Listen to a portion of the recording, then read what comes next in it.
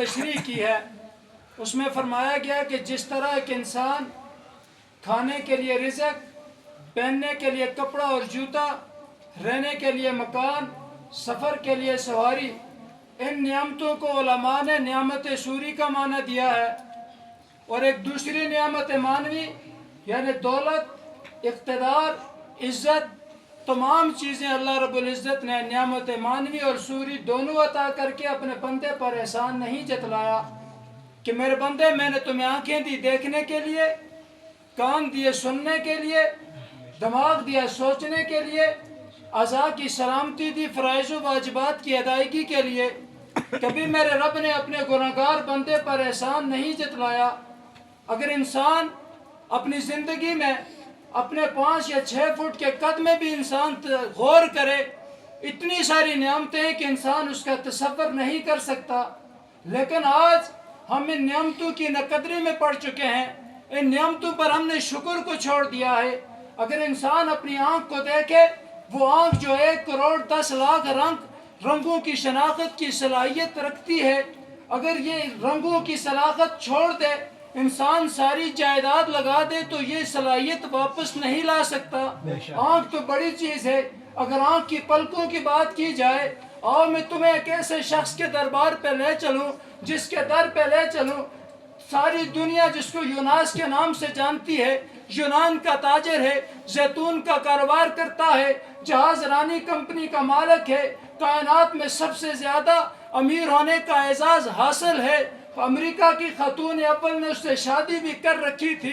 جب زندگی میں اس کا حادثہ آتا ہے، اس کا حادثہ یہ ہوا، آنکھوں کے اعصاب جواب دے گئے، آنکھوں کی پلکیں بند ہونا چھوڑ دی، ڈاکٹر اس کے اوپر ٹیپ لگوا دیتے، دن بھر وہ دیکھتا رہتا، جب شام ہوتی ٹیپ اتار دیا جاتا، آنکھوں پہ اعصاب پڑ جاتے، اندھیرا پڑ جاتا، وہ سو جاتا، صبح اٹھ کے پھر ٹیپ لگوا دیا جاتا۔ جب اس سے پوچھا اناس تیری دنیا کی سب سے بڑی آرزو، سب سے بڑی تمنا اور خواہش کیا ہے، وہ کچھ دیر خاموش ہوتا ہے، خاموش ہونے کے بعد کہتا ہے میری زندگی کی سب سے بڑی جو چاہت ہے کہ کاش میں ایک مرتبہ اپنی آنکھوں کو خود بند کر دوں۔ اب اندازہ کیجئے آج ہم اپنی آنکھوں کی پلکوں کو خود اٹھاتے ہیں اور چھوڑتے ہیں۔ یاد رکھنا ایک مرتبہ آنکھ کا پلکنا اناس کی ساری دولت سے زیادہ قیمتی ہے۔ اگر نعمتوں کی بات کی جائے، انسان اپنے دل کو دیکھے، جو دل 1,03,86 مرتبہ دھڑکتا ہے، اگر اس کی دھڑکن دن میں کم یا زیادہ ہو جائے موت واقع ہو جاتی ہے۔ انسان اپنی زبان کو دیکھے، اللہ کی اتنی بڑی نعمت ہے جو چکھ کر بتلاتی ہے کہ اس کا ذائقہ کیسا ہے۔ آج تک کسی سائنسدان نے ایسا آلہ ایجاد نہیں کیا جو گنگے کے منہ میں ڈال کر باتیں کروائی جا سکیں، یا کوئی ایسا آلہ ایجاد نہیں کیا جو چکھ کر بتلائے کہ یہ میٹھا ہے، یہ کڑوا ہے۔ یہ اللہ نے ہمیں عطا کیا ہے۔ انسان اپنے پھیپھڑوں کو دیکھے، جو پھیپھڑا دن میں 15,000 مرتبہ سانس لیتا ہے، اگر اس کی سانسوں کی تعداد کم یا زیادہ ہو جائے موت واقع ہو جاتی ہے۔ اللہ نے انسان پتہ یہ چلا کہ انسان کا ہر اعضا، ہر سانس اللہ کی بہت بڑی نعمت ہے، لیکن آج ہم نے اس نعمت کو چھوڑ دیا۔ اور قرآن مجید کی آیت مبارکہ میں جن نعمتوں کا تذکرہ ہوا، وَجَعَلَ لَكُمُ السَّمْعَ وَالْأَبْصَارَ وَالْأَفْئِدَةَ، کہ اللہ رب العزت نے انسان کو آنکھیں دی، دماغ دیا، اللہ نے کان دیے۔ کیوں دیے؟ حصول علم کے لیے دیے۔ اور انسان جو علم حاصل کرتا ہے یہ علم ناقص ہے۔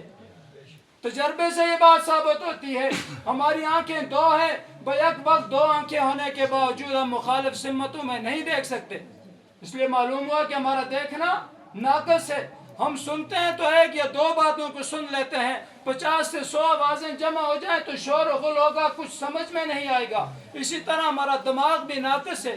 بات کو سمیٹ رہا ہوں کیونکہ ہمارے مہمان حضرات پیچھے بیٹھے ہوئے ہیں، ان کا بیان ہم نے سننا ہے، شارٹ کر رہا ہوں۔ ہمارا دماغ بھی کیا ہے؟ ناقص ہے۔ انسان ایک حد تک سوچتا ہے، اس کے بعد اس کی سوچ ختم ہو جاتی ہے، انتقام کی آگ بھڑک اٹھے، سوچ ختم، خوشی اور غمی کا موقع آ جائے، سوچ ختم، انسان بوڑھا ہو جائے، سوچ ختم۔ قرآن کہتا ہے مِنْكُمْ مَنْ يُرَدُّ إِلَىٰ أَرْذَلِ الْعُمُرِ لِكَيْ لَا يَعْلَمَ بَعْدَ عِلْمٍ شَيْئًا، کہ جب انسان بوڑھا ہو جاتا ہے وہ ایسا ہو جاتا ہے جیسے بچپن میں تھا، اسے کچھ بھی یاد نہیں رہتا۔ اب اللہ نے جو قرآن میں ان نعمتوں کا تذکرہ کیا ہے، معلوم ہوا کہ انسان کا علم ناقص ہے، تو کامل علم کس کا ہے؟ میرے اللہ کا کامل علم ہے۔ آج یہ بات ہم آپ کو آپ کے سامنے رکھیں گے کہ ہم نے اپنے علم کی بات کو چھوڑ کر اللہ کے حکم کی بات ماننی ہے، اللہ کے علم کی بات ماننی ہے، کیونکہ اللہ کا علم کامل ہے۔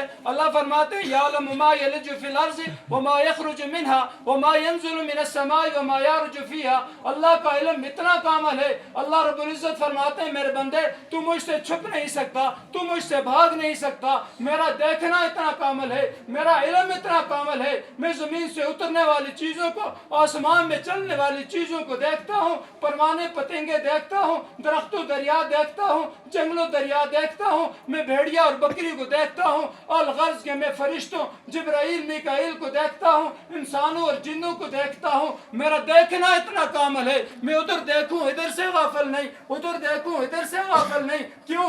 اینما تولوا ثم وجہ اللہ، جدھر دیکھو کہ اللہ ہی اللہ ہے، انسان کی جہت ہے، اللہ جہتوں سے پاک ہے۔ فرمایا للہ المشرق والمغرب، اس کے بعد فرمایا سواء منکم من اسر القول ومن جہر بها ومن هو مستخف باللیل وسارب بالنہار۔ اللہ فرماتے ہیں میرے بندے مجھ سے چھپ نہیں سکتا، مجھ سے بھاگ نہیں سکتا، اگر تو آہستہ بولے یا زور سے بولے میں تمہیں دیکھ رہا ہوں، تم دن میں چل رہے ہو یا رات میں چھپ کے جا رہے ہو، میں تمہارے ساتھ ہوں، مجھ سے بھاگ کر نہیں جا سکتے۔ اسی لیے فرمایا ما یکون من نجوى ثلاثة الا هو رابعهم ولا خمسة الا هو سادسهم ولا ادنى من ذلك ولا اکثر الا هو معهم۔ اللہ فرماتے ہیں اگر تم زمین پہ چھپ کر چار بیٹھے ہو تو پانچواں میں، پانچ ہو تو چھٹا میں، کم یا زیادہ ہوں میں تمہارے ساتھ ہوں، مجھ سے بھاگ کر نہیں جا سکتے۔ میرے دوستو ہم جب جاگتے ہیں ہم دیکھتے ہیں، جب سو گئے تو دیکھنے کا قصہ ختم۔ فانفذوا لا تنفذون الا بسلطان، مگر اللہ کی وہ ذات ہے جس کی ذات اتنی کامل ہے۔ فرمایا لا تاخذہ سنۃ ولا نوم، نہ اسے اونگ آتی ہے نہ نیند آتی ہے۔ ولا تحسبن اللہ غافلا، اللہ کو غافل مت سمجھو۔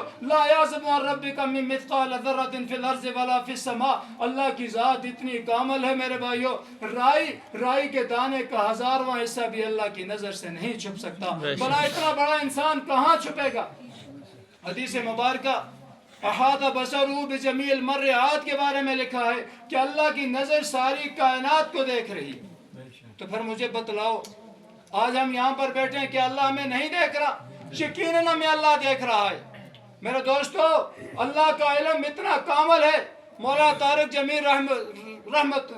طارق جمیل صاحب فرماتے ہیں اس حدیث کی مثال دیتے ہوئے، فرماتے ہیں یرا دبیب النملۃ السوداء علی الصخرۃ السماء فی لیلۃ ظلماء۔ مجھے ان کی یہ تقریر بڑی پسند آئی ہے، میں انہی کی یہ بات نقل کر رہا ہوں۔ فرماتے ہیں اللہ عرش پر ہے، چمٹی فرش پر ہے، درمیان میں بہت سارے پردے ہیں۔ اللہ نے یہ نہیں فرمایا میرے بندے میں اس چمٹی کو دیکھ رہا ہوں، اللہ فرماتے ہیں اللہ فرماتے ہیں کہ میرے بندے میں اس چمٹی کے حقیر پاؤں سے بننے والی لکیر کو دیکھ رہا ہوں۔ میرے اللہ کا دیکھنا اتنا کامل ہے، اللہ عرش پر ہے، چمٹی فرش پر ہے، حالانکہ وہ جو لکیر بنتی ہے خوردبین سے دیکھی جا سکتی ہے، لیکن اللہ کا علم اتنا کامل ہے۔ اللہ فرماتے ہیں میں عرش پر ہو کر اس کے حقیر ٹانگوں سے بننے والی لکیر کو دیکھ رہا ہوں۔ یہ میرے اللہ کا اتنا علم کامل ہے۔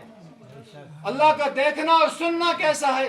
فرمایا یعلم السر واخفا، تم آہستہ بولو یا زور سے بولو اللہ دیکھ رہا ہے۔ واسروا قولکم او اجہروا بہ انہ علیم بذات الصدور۔ میرے دوستو تم آہستہ بولو یا زور سے بولو، چھپ کر بولو یا ظاہر بولو، اللہ تمہیں دیکھ رہا ہے۔ اللہ ہمارے دلوں کے بھید جانتا ہے۔ اس حدیث کا جو انہوں نے تشریح کی ہے، ایک صحابی کا واقعہ سناتے ہیں، فرماتے ہیں کہ ایک صحابی نبی کے دربار میں آتے ہیں، فرماتے ہیں یا رسول اللہ میرا باپ میرے مال کو خرچ کرتا ہے، مجھ سے پوچھتا تک نہیں، شرم تو یہ ہے کہ اس سے پوچھا جائے۔ جب باپ کو پتا چلا کہ بیٹے نے شکایت کر دی ہے، دل میں چند اشعار پڑے جو میرے موضوع کا حصہ نہیں ہے، دل میں کچھ اشعار پڑے زبان پہ نہیں لائے، لیکن جب میرے آقا کے دربار میں آتا ہے، میرے آقا کے پاس آتا ہے، جبرائیل امین آتے ہیں، یا رسول اللہ فرما رہے پہلے اس سے یہ پوچھا جائے جو اس نے دل میں بات کی ہے زبان تک نہیں کی۔ جب میرے آقا نے پوچھا وہ فرمانے لگے یا رسول اللہ قربان جاؤں اس رب پر جو دلوں کے بھید جانتا ہے۔ تو آج ہم دیکھیں کہ ہم کسی کو گالی دیتے ہیں اللہ نہیں دیکھتا،